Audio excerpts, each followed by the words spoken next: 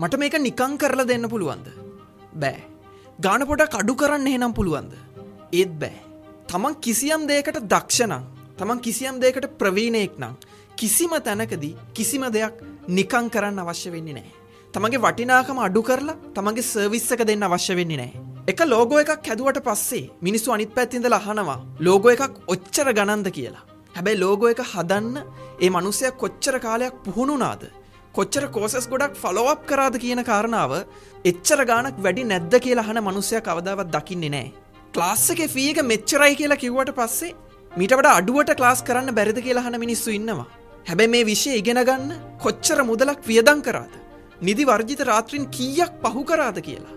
ගාන අඩු කරන්න කියලා ඉල්ලීම් කරන රික්වෙස්ට් කරන කවුරුවත් හරියාකාරව දැකලා නැහැ. සමහර දේවල් කරන්න වැය වෙන්නේ තප්පර ගාණක් වෙන්න පුළුවන්. සමහර වෙලාවට මගේ සේවය ලබා දෙන්න වැය වෙන්නේ මිනිත්තු කිහිප